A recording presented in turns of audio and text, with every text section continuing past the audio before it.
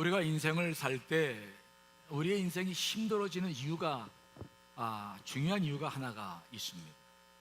그 이유를 들려면은 여러 가지가 있겠지만 가장 중요한 이유가 무지해서 그렇다. 따라합시다. 무지하다. 이 무지하다는 말은요, 세상적으로 보면은 아는 바나 지식이 없음을 뜻하기도 하고, 또 하는 짓이 어리석고 우악함을 말합니다. 또 지혜가 없거나 꾀가 없을 때에 우리는 저 사람 무지하다 그렇게 말합니다. 그런데 성경에서 무지하다는 말의 의미는 달라요. 그러니까 세상에서는 그렇게 무지하다는 말을 쓰고 있는데 영적으로 이 무지하다는 말은 아주 다릅니다. 그럼 영적으로 무지하다는 말은 뭐냐? 그것은 눈으로 보고 느끼는 것을 그대로 믿는 것을 말합니다. 그러니까 영적으로 무지하다는 말은 뭐냐? 사람이나 어떤 현상과 상황을 그 본질을 보지 못하고 눈으로 본 것을 신실로 믿는 거예요. 그 본질이 아닌데 눈으로 보고 느낀 것을 진실로 믿는 것, 이것을 성경에서는 무지하다라고 말합니다.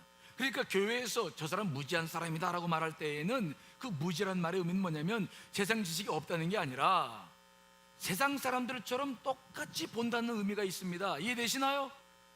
그러니까 예수 그리스도를 믿었어, 그분과 함께 살고 있으면 그분의 영으로 보고 본질을 볼 수 있어야 되는데 여전히 세상 사람들처럼 똑같이 보는 거예요. 그런 사람들을 교회에서는 영적으로는 뭐라고 표현하냐면, 뭐라고 표현한다고요? 저 사람은 무지하다. 아직 깊이를 못 봐요. 자, 여러분, 욥기 42장 3절이죠. 읽어보겠습니다. 시작. 무지한 말로 이치를 가리는 자가 누구니이까?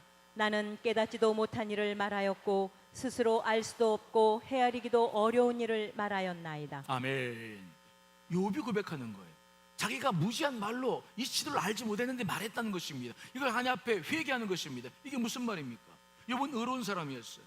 그런데 갑자기 하나님께서 허락하셔서 시련이 닥치고 자기 몸에도 병이 오고 자녀들을 다 잃고 재산 다 잃고, 그래서 막 지금 고통 속에 있는데 친구들이 찾아와가지고 하는 말이 그 죄 때문에 그렇다는 거예요. 회개 안 하는 거예요. 친구들도 눈에 보는 대로, 그들이 생각하는 대로 그 현상을 바라보는 것입니다. 그러니까 욥은 또 말합니다. 아니다, 난 그런 죄를 진 적이 없다. 자기도 자기가 경험한 대로 자기 삶을 보는 것입니다. 나는 그런 죄인이 아니다. 그래서 막 갑론을박 서로 이제 논쟁이 욥기에 보면 쫙 기록되고 있잖아요. 그 과정을 듣다 못한 하나님께서 38장부터 등장하셔서 뭐라고 말씀하십니까? 38장 1절에 보면 그런 말씀하십니다. 무지한 말로 생각을 어둡게 하는 자가 누구냐? 너는 대장부처럼 허리를 묶고 내가 내게 묻는 것을 대답할지니라. 내가 땅에 기초를 놓았을 때 네가 어디 있었느냐? 욥에게 하는 말이에요. 네가 의로운 건 알고 내가 너를 자랑하는데, 그렇지만 네가 의롭게 산다 그랬어. 내가 하는 모든 것을 네가 다 판단할 수 있는 것이냐? 네가 지금 아무리 의로워도 네가 겪고 있는 이 고난과 환난을 어떻게 의롭다고 그 모든 것이 네 것이 아니라고 말하느냐? 내가 하는 일인지 모르느냐? 책망하는 거예요. 내가 아무리 알고 있는 지식이고 경험했다 할지라도 그것 가지고는 하나님의 그 큰 섭리를 다 이해 못하는 것입니다. 그래서 하나님께서 무지한 말로 지금 이치 잘못된 것을 말하는 자가 누구냐라고 말씀하셨을 때에 욥이 그 사실을 받아들여서 말씀하십니다. 그렇습니다. 무지한 말로 이치를 가리는 자가 여기 있나이다. 내가 무지합니다. 지식이 없는 게 아니에요. 지금 자기에게 벌어진 모든 문제를 세상 사람들과 똑같이 자기의 옅은 지식과 경험을 가지고 보는 거예요. 그 사건의 본질을 못 보고 표면적인 것만 보는 거예요. 그럴 때 우리는 무지하다라는 말을 쓰고 있는 거예요. 그러므로 영적으로 무지하다는 말의 의미는 뭐냐? 지식이 없다는 얘기가 아닙니다. 배움이 작다는 게 아니에요. 예수 그리스도를 믿으면서도 이 현상과 세상에 사는 모든 것들을 세상 사람들처럼 그저 보고 느끼는 것만 바라보고 생각하는 거예요. 그 깊이 본질을 못 보는 것, 이것을 무지하다라고 말해요. 오늘 요한복음 6장에 나와 있는 오병이어의 기적을 경험한 사람들이 무지한 사람들이었어요. 그들은 자신들이 보니까 능력이 너무 있어. 그래서 예수 그리스도를 바라보는 것이 아니라 그 능력을 바라보면서 그러면서 예수 그리스도를 향하고 있죠. 자, 우리가 요한복음 6장 14절로 15절에 있는 말씀 읽어보겠습니다. 시작. 그 사람들이 예수께서 행하신 이 표적을 보고 말하되 이는 참으로 세상에 오실 그 선지자라 하더라. 그러므로 예수께서 그들이 와서 자기를 억지로 붙들어 임금으로 삼으려는 줄 아시고 다시 혼자 산으로 떠나가시니라. 그들은 표정만 봅니다. 저런 능력을, 와, 저건 모세가 예언했던 광야의 만나, 와, 저건 모세가 예언한 그 예언자. 아니에요. 주님은 그 선지자로 오신 게 아닙니다. 그보다 훨씬 크신 분이십니다. 그분은 우리 인류 전체를 구원하러 오신 메시아이십니다. 그런데 그들은 그 현상만 바라보고, 와, 무지. 그것이 인생의 많은 문제를 야기시키는 것입니다. 무지한 것. 그래서 우리가 신앙생활 하면서 제일 중요한 것은 뭐냐? 우리 눈이 무지에서부터 벗어나야 될 줄 믿습니다.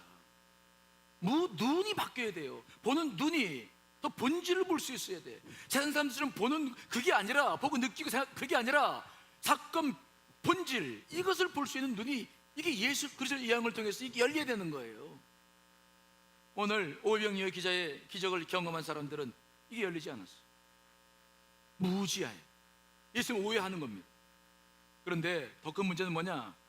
그렇게 무지를 통해서 무언가를 알게 되었을 때 거기에 잘못된 열정이 막 따라와. 열정. 보니까 예수님이면 모든 문제가 다 해결될 것 같거든. 왕 삼으면 로마로부터도 벗어나고 굶주리면서도 해방되고 예수밖에 없는 거야. 그러니까 막 예수님을 찾으러 다니기 시작하는데 오늘 본문 말씀 읽어보면 엄청난 역동성이, 열정이 막 일어나죠. 자, 오늘 본문 22절로 25절을 좀 알기 쉽게 세 번역 성경으로 읽어보겠습니다. 시작. 그 다음 날이었다. 바다 건너편에 서 있던 무리는 거기에 배 한 척만 있었다는 것과 예수께서는 제자들과 함께 그 배를 타지 않으셨고 제자들만 따로 떠나갔다는 것을 알았다. 그런데 디베랴에서 온 배 몇 척이 주님께서 감사 기도를 드리고 무리에게 빵을 먹이신 곳에 가까이 닿았다. 무리는 거기에 예수도 안 계시고 제자들도 없는 것을 알고서 배를 나누어 타고 예수를 찾아 가버나움으로 갔다. 그들은 바다 건너편에서 예수를 만나서 말하였다. 선생님, 언제 여기에 오셨습니까? 오병이어의 기적을 경험한 그 다음 날이었어요. 그 오병이어를 경험한 사람들이 예수를 오해해서 예수면 모든 문제가 끝난다 생각해가지고 그 다음 날도 그 예수님께서 오병이어의 기적을 일으켰던 벳세다로 다 몰려들기 시작하는 거예요. 그런데 자신들이 왜 그쪽으로 모였냐면은 자신들이 어저께 헤어질 때 보니까 거기에 배 한 척밖에 없었고 예수님을 가만히 보니까 예수님께서 그 배에다가 제자들을 태우고는 보냈어요. 그리고 예수님은 분명히 가지 않으셨어. 이것을 알았기 때문에 사람들이 다시 예수님이 거기에 계실 줄 알고 지금 그 현장으로 몰려드는 거예요. 그리고 이 소문을 들었던 사람들이 베다니, 디베랴 바닷가에서 또 배를 타고 몇 척의 배를 타고 또 몰려드는 거예요. 어디로? 오병이어의 기적 현장으로. 엄청난 역동성이, 엄청난 열정들이 막 예수 저분이면 된다, 저분을 붙잡아라, 저분을 왕으로 삼아라, 그러면서 막 사람들이 격정적으로 막 역동적으로 열정을 가지고 막 모여들기 시작하는 거예요. 그런데 와보니까 없어. 그러니까 다시 이 사람들이 어디로 갑니까? 배를 나눠 타가지고 예수님이 가 계셨던, 우리가 지난 시간 살펴보았죠. 무리를 걸으셔서 가버나움으로 가셨어요. 거기서 제자들을 만나셨습니다. 그래서 다시 가버나움으로 가가지고 거기서 오늘 예수님을 만났다. 언제 여기 오셨습니까? 라고 인사했다. 이게 성경의 기록이에요. 역동성, 막 열정이 일어나는 거야. 예수님은 다 돼. 예수 그리스도만. 우리가 신앙생활을 할 때에도 이런 일이 벌어져요. 어떤 문제가 있어. 근데 나 이거 정말 이거 이렇게 하면 내가 다 해결될 것 같아서 이거 해야 된다. 막 열정이 일어나고 그거면 다 될 것 같아서 막 있는 돈 없는 돈 다 가지고 막 그 일을 하기 시작하고, 그거면 내 인생 다 끝날 것 같고 그런 열정이 막 일어나요.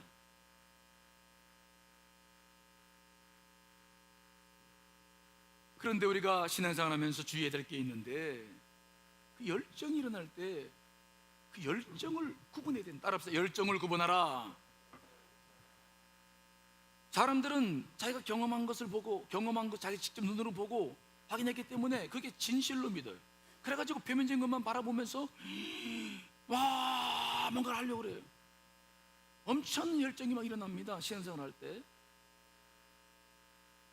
근데 여러분, 우리는 이 열정이 정체가 무엇인지를 알아야 돼요. 이게 어디서부터 올라왔는지를 아셔야 돼요. 이 열정이라는 게 도대체 무엇을 만들려고 하는지를 아셔야 돼요. 열정이 일어났을 때 이때가 가장 위험한 때예요. 여러분 지금까지 인생 살아가면서 새로운 사업을 하거나 어떤 일을 결정할 때 그런 열정 속에서 모든 걸 다 해왔을 거예요. 이거면 다 돼. 그런데 그 결과가 어떻습니까? 왜 그것이 안 되는 것입니까? 왜 그 열정이 제대로 꽃을 못 피우는 것입니까? 아직 표면적인 것만 보니까, 그 속에서 무지한 상황 속에서 열정이 일어나는데 그 열정이 무엇인지를 구분 못하니까 그 일의 결과는 늘 실패가 좌절로 돌아올 수밖에 없는 거예요. 이게 신앙인들이 잘못 생각하면 안 되는 것들입니다. 기도했어, 오, 주님께서 내 마음을 주셨어, 그래서 막 했어. 근데 왜 실패하지? 왜 이렇게 된 거지? 혼란에 빠지고 어려움에 빠지고 계속 삶이 공고해지면서 신앙이 형식화되고, 시간이 가면 갈수록 살아있지 못해 타성이 젖어버리고, 믿는 거 믿는데 하나님과 관계 맺지 못해요. 이러한 일들이 우리 신앙생활 속에서도 비일비재하게 일어나기 때문에, 우리가 신앙생활 할 때에 여러분들 안에 뭔가를 하려고 하는 열정이 일어날 때마다 그 열정의 실체를 분명히 파악해야 될 줄 믿습니다. 그걸 놓쳐서는 안 돼요. 그래서 오늘 요한복음이 이 이야기를 일부러 여기다 기록한 거예요. 이렇게 사람들이 쫓아다니는 이유를 뭐로 여기다가 이렇게 많은 구절을 할애해서 써놓습니까? 이 열정을 보라는 거예요. 잘못된 열정을 보라는 것입니다.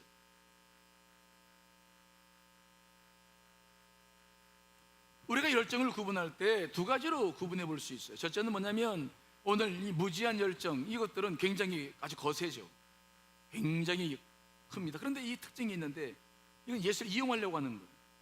예수의 말씀과 관계없습니다. 예수를 이용해서 뭔가 얻겠다. 자기 변화 없습니다. 자기 헌신 없습니다. 그런데 뭔가 이용해서 뭔가 해보면, 방법적으로 해보면 되겠다. 무지에서 나오는 열정의 특징이. 그리고 이것들은 열정 크기 때문에 방해받으면 막 분노가 올라오고 화를 내고, 사람들은 막 어떻게 해서든지 그 일을 이루어보려고 만들어 나가려고 그러고, 막 그런 역사가 있어요. 우리가 누가복음 10장에 보면 마르다와 마리아 이야기가 나와요. 베다니에서 마르다가 예수 그리스도를 자기 집으로 초청했어요. 그런데 마르다는 예수님이 자기 집에 왜 오셨는지 몰라, 무지했어요. 그래서 그는 막 자기가 잘하는 것, 음식을 막 많이 만들어가지고 막 대접하는 일에 자기 열정을 막 불태웁니다. 하지만 마리아는 예수님이 왜 오셨는지, 시장에서 오신 게 아닙니다. 하신 말씀이 있어서 오셨어요. 그래서 마리아는 예수님의 발치에 앉아서 말씀을 정성껏 듣습니다. 근데 마르다는 막 누가 시키지도 않았는데 음식을 만들고 더 만들고 덜 만들고 이것저것 다 만들라고 보니까 정신이 없는데, 보니까 누가 없어요? 동생 마리아가 없어. 여기 어디 갔지? 그리고 막 찾아서 가서 봤더니 마리아가 어디가 있어요?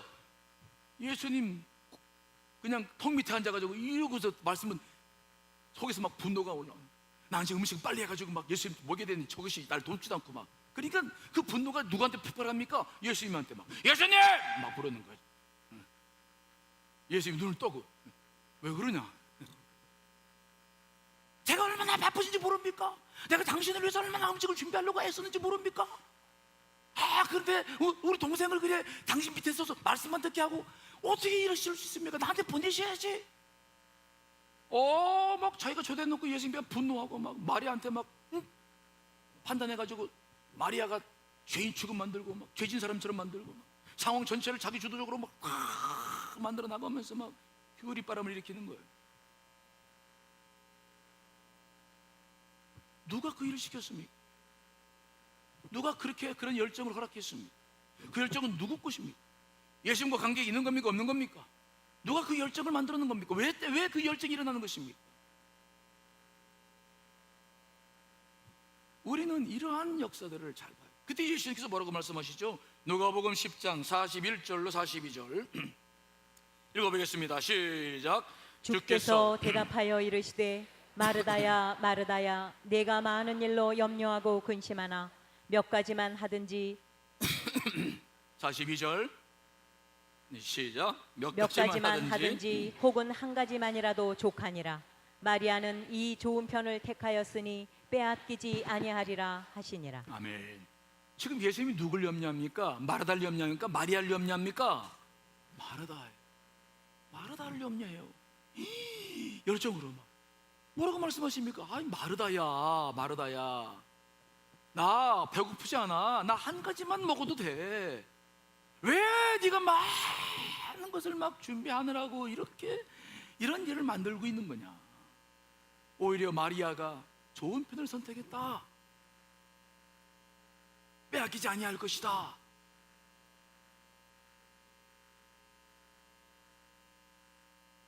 무지를 통해서 만들어내는 열정은 하나님과 관계없어요. 자기 자신을 드러내려고 하는 거예요. 방법적으로 예수님 접근하는 거예요. 예수님이면 다 된다. 방법이에요. 예수 그리스도가 아닙니다. 그래서 많은 문제를 야기해요. 그 열정은 결국 꺼져버립니다. 결국은 실패로. 그래서 인생이 몇 번 이렇게 무너지면 인생 다 끝나요. 그런데 성령님에 의해서 생기는 열정이 뭔 줄 아십니까? 빌립보서 2장 13절에 보니까 그런 말씀이 있습니다. 너희 안에서 행하시는 이는 하나님이시니 자기의 기쁘신 뜻을 위하여 너희에게 소원을 두고 행하게 하시나니. 성령님께서도 어떤 열정을 우리에게 일으키십니다. 소원을 주시고 어떤 일을 하게끔 하십니다. 그러나 그때 성령님께서 주신 그 열정은 아주 달라요. 어떤 것입니까? 첫째는 자기를 드러내야 될 일이 아니에요. 자기 희생적인 거예요. 자기가 섬겨야 될 일입니다. 자기의 몸을 내어놓아야 됩니다. 그래서 그렇게 시끌벅적하지 않아요. 조용히 결단하고 조용하게 모든 일을 행하게 됩니다. 순조로웠습니다. 그래서 모든 일이 순조로워요. 일이 되다가 안 되면 또 기도하고 인도함을 받아 나가면 돼요. 그렇게 모든 사람들을 막 이렇게 할 이유가 없어요. 성령의 인도하심을 철저히 받기 때문에 그 일은 굉장히 순조롭고 모든 사람이 봤을 때도 하는 듯 안 하는데 일이 되는 거예요.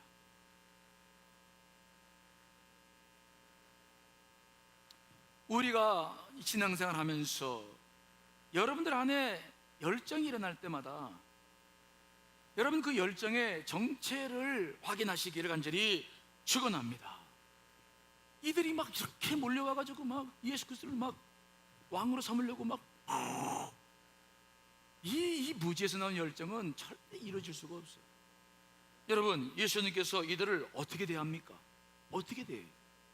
예수님은 그들의 열정의 실체를 알아요. 그들이 무엇을 지금 바라는지를 알아요. 그러니까 그들이 찾아오니까 아주 엄청나게 냉대하시죠. 생각해 보십시오. 이들의 열정으로 지금 만들려고 하는 것이 무엇입니까? 예수 그리스도가 왕이 되면 만유의 주가 되실 그분이 이 땅에 오셔서 어떤 일을 해야 됩니까? 로마와 싸워야 돼요. 유대를 다스리는 헤로드 왕과 싸워야 돼요. 민족을 이분화시켜서 독립전쟁을 내전을 일으켜야 돼요. 아니 그 일을 위해서 오셨습니까? 이 열정이 무엇을 만들자는 거 하는 것입니까? 무엇을 위한 열정입니까? 전혀 주님과 관계없는 일이에요. 그래서 주님께서는 아주 싸늘하게 대하십니다. 뭐라고 대하십니까? 오늘 본문 25절 26절 읽어보겠습니다. 시작. 바다 건너편에서 만나 랍비여 언제 여기 오셨나이까 하니 예수께서 대답하여 이르시되 내가 진실로 진실로 너희에게 이르노니 너희가 나를 찾는 것은 표적을 본 까닭이 아니요 떡을 먹고 배부른 까닭이로다. 그들이 온 이유가 뭔지를 아시는 거예요. 그들이 이유가 왜 온 겁니까? 표적을 본 까닭이 아니라 떡을 먹고 배부른 거예요. 자기 문제를 해결하려고 필요를 따라온 거야. 표적이 아니야. 표적이라는 말이 무슨 말입니까? 표적은 하나님께서 자신을 드러내는 사인, 드러낸 징표를 말해요. 이것은 예를 들어서 이것은 뭐와 같냐면 구약에 보면은 무지개가 나오죠. 여러분 무지개가 언제부터 나옵니까? 노아 홍수 이후부터 나오죠. 물로 심판하셨는데 주님 보시기에 너무 마음이 아프셨어. 그래서 다시는 물로 심판하지 않겠다. 그 증표로 뭘 보여주셨습니까? 그때부터 무지개. 그래서 사람들이 무지개를 보면 아 하나님의 사랑, 하나님 물로 심판하지 않는다. 그것을 생각하는 거야. 하나님을 생각하는 거야. 표적이 뭐냐? 바로 그겁니다. 왜 예수님께서 오병이의 표적을 일으켰느냐? 예수님 누구신가를 보여주기 위한 것입니다. 예수님은 그 선지자가 아닙니다. 예수님 육신의 굶주림을 해결하려고 오신 것이 아니라 영적인 생명을 통해서 우리의 인간의 모든 문제, 죄의 문제를 해결하고 우리를 구원하셔서 하나님의 자녀로 회복시키려고 이 땅에 오신 줄 믿습니다. 그분은 생명의 떡인 것입니다. 그러니까 주님께서 그들을 냉대할 수밖에 없어요. 잘못된 열정은 절대로 무너지는 것입니다. 왜? 주님 뜻과 관계없기 때문에. 우리는 그 미묘한 죄를 잘 분별하면서 늘 주의를 해야 돼요. 저도 목회하면서 이런 실수를 얼마나 많이 했는지 몰라요. 그저 이건 좋은 일이야, 이건 하면 되는 일이야, 그래서 시작을 했는데 주님의 뜻과는 좋은 일하고는 또 달라요. 돌아보면 정말 내가 뭘 추구했나? 정말 주님인가? 아니면 주님을 통해서 얻고자 하는 것인가? 목회자로서도 얼마나 많은 이러한 실수를 범했는지 몰라.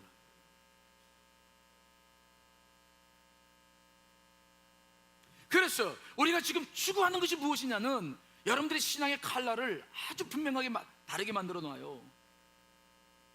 오늘 보십시오. 이 사람들은 예수님을 찾아온 것이 아니라 뭘 찾아왔습니까? 예수님의 능력을 찾아온 거야. 자기의 필요를 채우려고 온 거야. 이 사람들은, 그래서 저는 뭐라고 표현하냐면 이런 사람들을 필요를 찾는 사람, 따라합시다. 필요를 찾는 사람. 무엇을 신앙생활을 추구하느냐? 주님이 아니에요. 주님을 믿으면서 주님을 수단화하는 거야. 필요를 찾는 사람, 주님이 아니에요. 이걸 명백히 볼 수 있어야 돼요. 근데 왜 예수님께서 이 필요를 찾는 사람들을 이렇게 책망하십니까? 이유가 뭡니까? 제가 엊그저께 금요 차례 때 기도에 대한 설교를 하면서, 중요한 설교를 하면서 필요를 구하는 기도와 하나님의 뜻을 구하는 기도에 대한 말씀을 하시면서 잠시 이 말씀 드렸어요. 기도라고 하는 것은 기도만 하는 게 중요한 게 아니라 무슨 기도하느냐가 굉장히 중요합니다. 왜요?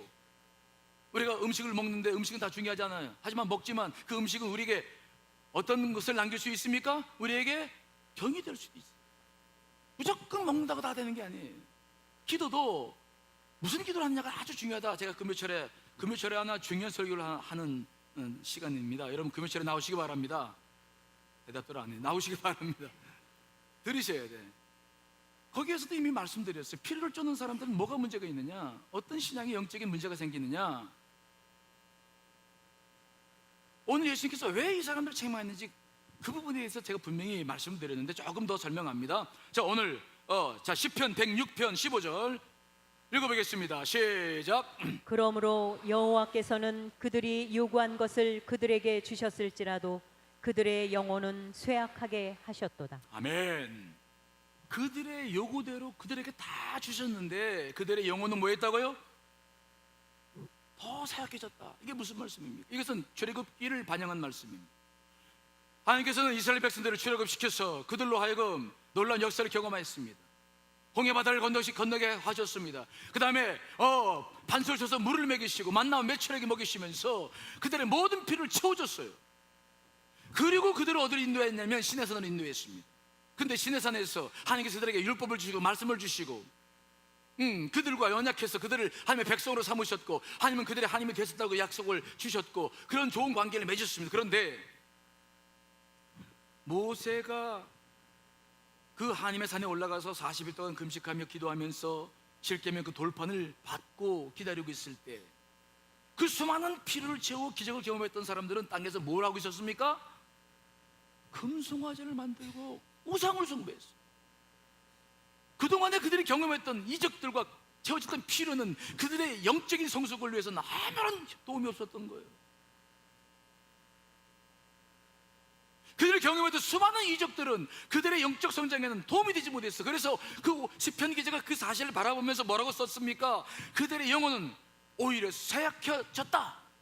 필요를 채워줬는데 필요만을 채운 사람들의 영혼은 날마다 무뎌져 가고 영적 성장에는 도움이 되지 않았다라고 말씀하고 있는 것입니다. 이것이 신앙생활을 할 때 주님이 아니라 필요를 쫓는 사람들의 가장 취약한 어려움이에요.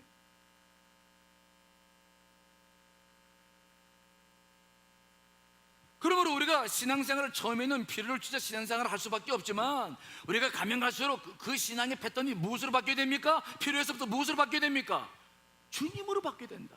주님을 사랑하고 그분을 구하고 그분과의 만남을 추구해 나가야 된다는 것이 신앙의 방향이 되어야 됩니다. 예를 들어서 보십시다. 여러분들의 자녀가 있어. 자녀가 취직을 못했어. 날마다 와서 손 벌려. 그때마다 돈 줬어. 근데 가만히 보니까 이놈이 아주 자기 아버지 엄마 믿고서는 아무 일도 안 해. 그러면 그 자식을 본 부모의 마음이 좋아요, 나빠요? 나쁘겠죠. 발로 팍 차서 내보내고 싶죠. 나가라고 막. 주님의 마음도 동일한 것입니다. 여러분, 오늘 예수님의 이 기적을 바라보고 오병이의 기적 속에서 막 몰려들었던 이 무리들은 결국 마지막 십자가에서 이들은 무슨 일을 합니까? 무슨 일을 합니까? 그들이 한 일이 바로 뭐냐면 바라바를 내놓고 예수 그리스도를 십자가에 못 박으라고 막 소리치면서 주님을 십자가에 못 박게 했던 사람들이 누구였다고요? 이 사람들이었어요. 이 사람들이었어요. 주님과 아무 관계가 없었어요. 필요를 추구하는 사람들은 단점이 있는데 필요가 끝나면 등 돌려버려요. 저도 이 목회하면서 이런 일들 많이 경험해요. 기도해달라고 그래서 막 기도해 문제가 잘 해결됐어. 그러면 신앙이 깊어질 줄 알았는데 휙 등 돌려서 바쁘니까 오히려 더 교회도 안 나와. 예배도 안 드려. 사업도 잘 되니까 오히려 그냥 해외 출장 다니고 여행 다니고 골프 치러 다니고 아예 주님과 멀어져.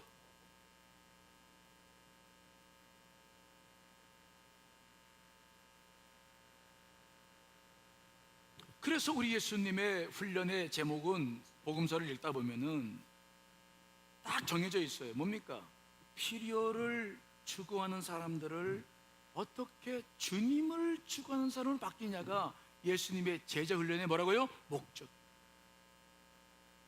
우리가 처음에 필요 때문에 주 앞에 나옵니다. 다 인정해요. 왜? 그렇지 않으면 누가 주님을 찾겠어요? 하지만 그것에 매달려 있지 아니하고 그 사람들이 예수 그리스도를 사랑하는 사람들로 변화시켜 나가는 것이 주님께서 하신 훈련의 목적이라는 거예요. 우리도 그 훈련을 지금 받고 있고 그 과정을 향해 나아가야 될 줄 믿습니다. 이제는 필요가 아니야. 주님, 이것으로 옮겨가지 않으면 우리의 신앙생활은 어죽게 돼요. 축복은 끝이 없습니다. 욕심은 끝이 없어요. 만족이 없습니다. 그래서 신앙은 껍질이 될 수밖에 없습니다. 다시 한번 마르다와 마리아 이야기로 돌아갑니다. 마르다와 마리아도 그렇게 피를 쫓은 사람들이었어요. 나사로가 죽게 되었을 때에 예수님께 사람을 보내서 빨리 오시라고, 빨리 나사로를 구원시켜달라고 피를 구했습니다. 근데 주님께서 그 이야기를 듣고 가셨습니까? 안 가셨습니까? 안 가셨어요. 왜? 죽을 병이 아니라고 판단하셨어. 하나님의 깊으신 뜻이 있으신 거예요. 그래서 이틀을 더 유하셔서 가지 않으셨습니다. 그리고 난 다음에 이제 이틀이 지났어. 나사로가 다 죽어 무덤에 안치되어 있을 때 찾아갔어요. 그랬더니 막 마르다와 마리아가 화가 나가지고 쳐다도 안 봐. 마리아는 나와도 보지도 않고 마르다는 겨우 나와가지고 하는 말이 예수님이 계셨으면 우리 오라버지는 안 죽었을 텐데 그렇다고 막 원망하는 거죠. 그때 마르다에게 예수님께 하신 말씀이 뭡니까? 왜 이런 일들이 그에게 벌어지고 있는지를 분명히 보여주시기 위해서 하신 말씀입니다. 무슨 말씀이었습니까? 나는 부활이요 생명이, 나를 믿는 자는 죽어도 살겠고 무릇 살아서 나를 믿는 자는 영원히 죽지 아니하리니 이것을 내가 믿느냐라고 말씀하십니다. 나를 믿는 자가 영생하게 될 줄 믿습니다. 예수님의 능력이라고 말씀하지 않는 건 아닙니다. 내 능력이 아니라 나를 믿어라. 나를 믿는 사람들은 죽어도 살겠고 살아서 믿는 자는 죽지 아니하리라. 나를 그것을 위해서 왔다라고 말씀하십니다. 나중에 마리아가 또 나왔습니다. 또 마르다와 또 동일한 불평합니다. 그때 예수님께서 마리아에게도 분명히 말씀했습니다. 난 부활이요 생명이니 나를 믿어라. 나를 믿으라는 거예요. 나를 믿어라. 내 능력이 아니라 나를 믿어라. 나사로가 장사되어 있는 무덤 앞에서 돌문을 확 굴려놓고 난 다음에 주님께서 나와라. 나사로가 눈을 번쩍 뜨고 나와요. 세마포에 막 둘둘 말려가지고. 그때도 보면은 그 상황 속에서 바로 그들에게 한 일이 무엇인 줄 아십니까? 요한복음 11장 45절에 그 역사 마지막에 이렇게 써 있어요. 마리아에게 와서 예수께서 하신 일을 본 많은 유대인이 예수를 믿더라. 누굴 믿더라고요? 예수를 믿더라. 예수의 능력이 아니라 예수님을 믿더라. 예수를 믿는 거, 이것이 예수님께서 원하시는 것이고, 이게 신앙의 종착역입니다. 우리가 지금은 어쩔 수 없이 이런저런 것을, 필요한 것을 구해서 응답받고 살아가지만 거기에만 길들여져 버리면 우리는 신앙 성숙 못합니다. 결국 우리는 마른 막대기처럼 나이가 들면 들수록, 신앙생활을 오래하면 오래 할수록 신앙생활은 타성이 붙어버리고 형식적이 될 수밖에 없어요. 살아있지 못합니다. 그러나 예수를 만난 사람들은 날마다 신앙이 새로워지고 하나님의 놀라운 역사로 우리가 살아나게 될 줄 믿습니다. 예수, 그래서 그분을 만나는 것이 신앙생활인 것입니다. 그때 마리아가 그 경험을 하고 난 다음에 그 다음에 무엇을 합니까? 일주일 후에 예수님과 예수님의 제자들을 다시 초대해 집안에서 잔치를 벌려 역시 마르다는 음식을 많이 만들고, 그때 마리아가 한 일이 무엇입니까? 마리아는 이제 예수님이 누군지 분명히 믿었어요. 그래서 그는 평생 모았던 순전한 나드 향유, 그 비싼 3천만 원 넘는 그 향유를 그냥 옷값에 가져와서 탁 깨서 예수 그때 발에 다 붓고, 여인의 생명처럼 여기는 그 머리털을 가지고 주님의 발을 다 씻어주는 거예요. 그것을 지켜보던 가룟유다는 너무 화가 나가지고 왜 그 비싼 것을 팔아서 가난한 사람들에게 주지 않고 낭비하느냐고 막 소리를 쳤을 때 주님께서 뭐라고 말씀하십니까? 가룟유다에게 가만둬라, 가만둬라. 지금 마리아가 하는 것은 내 장사를 준비한다. 내가 이 두 주 후면 십자가를 져야 되는데 너희들은 다 그 십자가의 죽음을 이해하지 못하지만 지금 마리아가 내 죽음을 보고 있다. 내가 십자가를 져서 해야 할 사명이 무엇인지를 보고 있다. 내 죽음을 이해하고 있는 사람은 마리아다. 마리아가 내 장사를 준비하고 있는데 왜 네가 지금 낭비한다고 소리치느냐? 가만둬라. 마리아는 주님을 이해하기 시작했어요. 그분을 믿었어요. 그분이 십자가에 지셔서 하실 일이 무엇인지를 믿기 시작했어요. 우리에게 부활이요 영생이신 그분을 분명히 믿게 된 줄 믿습니다.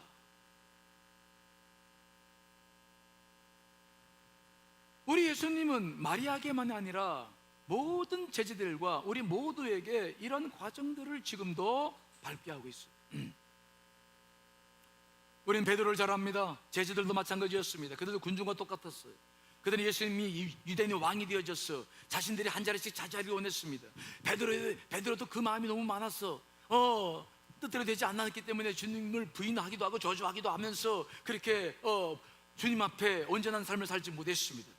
그러나 예수님께서는 그를 포기하지 않으셨어요. 부활을 맺지못하고 디베아라 바닷가에서 고기를 잡았을 때 다시 그를 만나 주셨습니다. 그리고 그에게 확인하고 부활 이후에 그에게 심어준 신앙이 무엇입니까? 자, 요한복음 21장 17절 읽어보겠습니다. 시작.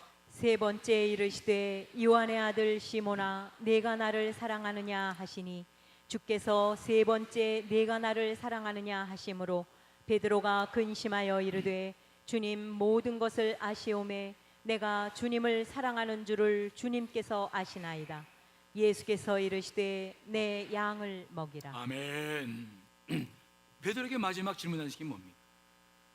너 뭐가 필요하냐? 뭐가 있어야 되겠느냐? 그거 물어보십니까? 아니에요. 네가 정말 나를 뭐하냐고요? 사랑하느냐? 나를 사랑하느냐? 내 능력이나 내 필요가 아니라 정말 나를 사랑하느냐? 네가 이 사람들보다, 네 제자들보다 나를 사랑하느냐? 물어보는 거야. 베드로는 너무 죄송스러워 근심스러워서 주님께서 모든 것을 아시오매 내가 주님을 사랑하는 줄을 주님께서 아시나이다. 이제는 정말 주님을 사랑하는 것을 고백합니다. 그때 주님께서 그에게 말하죠. 내 양을 먹여라. 사명을 맡기죠. 내 양을 먹여라. 우리가 이 신앙생활을 하며 인생을 살아가면서 해야 할 가장 중요한 일은 뭐냐? 주님의 능력이 아닙니다. 기도 응답이 아닙니다. 누구를 사랑하는 겁니까? 주님. 내가 당신을 사랑합니다. 그래야 그분의 눈으로 이 무지한 상태에서 벗어날 수 있어요. 지금도 인생이 힘든 것은 먹고 살기 힘들어서도 물론 이겠습니다만 그것보다 더 깊은 문제가 있는데 아직 우리의 눈이 무지에서 벗어나지를 못하고 있어요. 그저 세상 사람처럼 똑같이 보고 그저 있어야 좋고 물론 있으면 좋죠. 하지만 그 이상도 이하도 아니야. 이런 상태 속에서 우리가 무엇을 주시던 우리가 어떻게 감사가 나오고 간증을 하고 그 사랑할 수 있겠습니까? 우리가 신앙생활 하면서 그러므로 해야 할 일이 하나가 있는데 무지에서 벗어나야 된다. 따라합시다. 무지에서 벗어나라. 무지에서 벗어나요. 어떻게 무지에서 벗어날까요? 자, 27절 주님께서 우리에게 주시는 가장 귀한 말씀, 우리가 다음 시간에 더 듣겠습니다만은 27절을 읽어보겠습니다. 시작. 썩을 양식을 위하여 일하지 말고 영생하도록 있는 양식을 위하여 하라. 이 양식은 인자가 너희에게 주리니 인자는 아버지 하나님께서 인치신 자니라. 아멘. 일을 하는데 썩을 양식을 위해서 일하지 말라는 거예요. 썩을 양식이 뭡니까? 우리의 필요는 한 번으로 채워집니까? 아니면 계속 됩니까? 오늘 아침 잡수셨죠? 그렇죠? 점심 먹을 거죠? 저녁 잡수실 거죠? 내일 또 아침 먹을 거죠? 점심 먹을 거죠? 저녁 먹을 거죠? 계속 필요는 생겨요. 그런데 이것들이 우리에게 주는 게 뭡니까? 다 없어질 것들이죠. 우리는 지금 무엇을 위해서 달려가고 있습니까? 끝도 없는 필요를 위해서 계속 구하고 기도하고 그것만 바라보고 채워지면 좋다가 나쁘면 또 쏙 들어갔다가 또 마치 그 슈퍼 앞에 있는 그 오락기 무슨 오락기, 두더지 오락기처럼 그냥 쿡 지금 푹 들어갔다 또 나왔다 푹 들어갔다가 계속 필요 때문에 좋았다 나빴다 계속 그 싸움하고 살아가는 거예요. 언제까지 가실 건데요? 언제까지 썩을 양식을 위해서 그렇게 살다가 인생 마실 겁니까? 언제까지? 그것이 여러분의 문제를 해결하는 것이 아니라 주님이 해결하심을 믿으시되 간절히 축원합니다. 영원한 생명을 주시는 예수 그리스도 그분이 여러분의 문제를 해결하는 거 아니겠습니까? 그래서 썩을 양식을 위해서 일하지 말고 영생하도록 있는 양식 예수 그리스도 그분을 위해서 일하라. 그분과 함께하라. 그분이 주신 것을 먹으라 라고 말씀하고 있는 것입니다.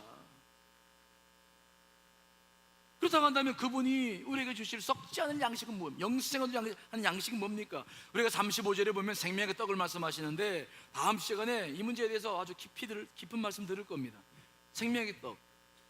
자, 오늘 이 말씀을 잠깐 우리가 잠깐 이렇게 생각해 봅니다만은 우리에게 중요한 게 있는데 이 말씀 예수 그리스도의 관점을 가지고 무지에서 벗어나려면 그분의 말씀이 내 안에 들어와야 될 거 아니겠습니까? 그렇죠? 그래야 내가 달라지는 거 아니겠습니까?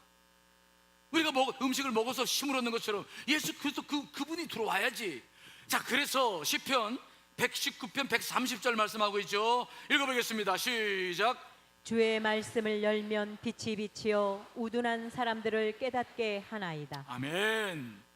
필요를 쫓지 말고 말씀을 쫓으시기 간절히 축원합니다. 말씀이 여러분 속에 쏙 들어와야 이게 무지한 것이 꽉 열어지면서 이게 되는 거예요. 이게 제가 그런 것을 경험해요. 우리도 목회자들도 다 과정이 있잖아요. 받는 과정이 있는데 말씀 속에서 깊이 있다 보면은 어느 순간 그런 때가 와요. 어떻게 내가 이런 말을 했지? 신방 가가지고 설교를 하다가 보니까 내가 해놓고도 내가 대견스러워. 야, 너 어떻게 민목사인데 대단해. 너 어떻게 네가 어떻게 그런 말을까지 다 했냐? 자기 보면은 내가 한 말이 아니야. 선생님께서 내게 주시는 게 있어요. 바라보는 관점이 확 달라. 그 말씀이 달라요. 이거 내가 아는 게 아니야. 말씀의 영이 임할 때 우리 안에 경험되는 하나님의 은혜인 줄 믿습니다. 여러분들에게 말씀이 임할 때 보는 눈이 달라지는 거. 사업을 해도 같은 사업을 해도 사람들의 말을 들으면서 사업을 하더라도 이게 보는 눈이 달라. 아주 미묘한 차이인데 그 차이가 결국은 큰 차이를 만들어내는 거 아닙니까? 그렇죠? 그 관점은 무엇으로 만들어지느냐? 주의 영 말씀으로 만들어지는 거예요. 무지한 상태에서 벗어나지 못하면 맨날 사업도 그 타령이에요. 제가 지난주에 어떤 권사님하고 통화를 했는데 그 권사님의 가정이 조그마한 사업을 하는데 너무 힘들어가지고 기도 부탁을 해가지고 기도를 이제 이렇게 해주고 있는데 제가 그분한테 기도 부탁하면서 제가 그랬어요. 나도 기도할 때는 당신이 해야 할 일이 있다. 뭡니까? 그래서 시편 말씀을 계속 읽어라. 말씀 읽지 않고 기도하지 않으면 아무 소용없다. 시편 말씀부터 읽어라. 그랬더니 이분이 전화가 온 거예요. 난 또 무슨 기도 응답을 받았나, 내가 그래서 뭐 좋은 일이 있나 그래서 전화 받았더니 그분이 그래. 목사님, 목소리가 굉장히 밝아요. 문제 해결됐어요? 그랬더니 그건 아니고요.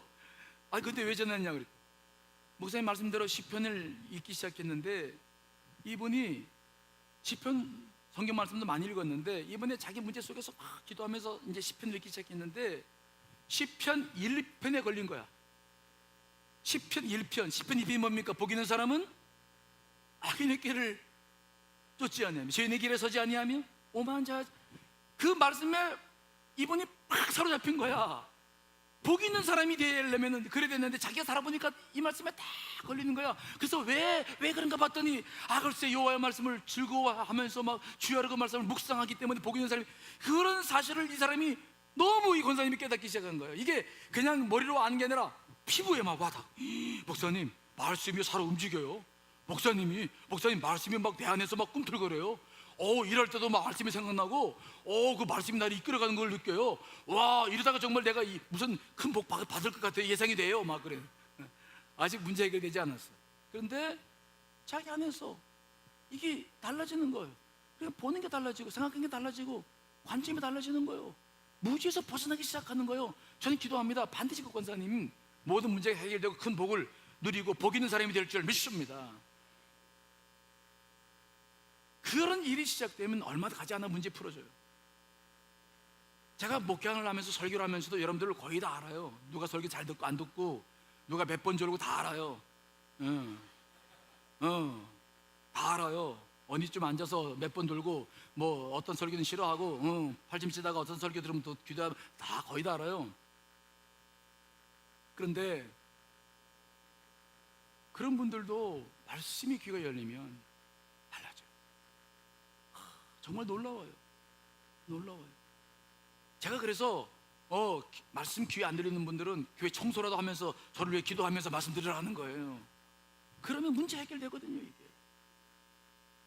무지에서 벗어나는 것이 얼마나 크게 중요한 일인지 몰라요. 여러분, 무지에서 벗어나시길 간절히 축원합니다. 지금도 하나님은 여전히 역사하시는 분이십니다. 왜 그분을 옆에 두고 그렇게 우리가 혼란스럽게 인생을 살아야 되겠습니까? 왜 자꾸 경제가 어렵다고 세상 탓만하고 나라 탓만하고 왜 우리가 하나님을 바라보지 못하는 것입니까? 언제 우리 경제가 좋았다고 막 박수치면서 그럴 때가 얼마나 있었습니까? 제가 목욕 30년 했습니다. 여러분, 그때나 지금이나 어렵다는 말은 계속 들어요. 하나님 바라보세요. 무지에서 벗어나십시오. 그러면 놀라운 은혜를 경험하고 정말 그분을 사랑하면 모든 문제가 풀려나요. 여러분들에게 그런 은혜가 있으시기를 간절히 축원합니다. 다 같이 기도하시겠습니다.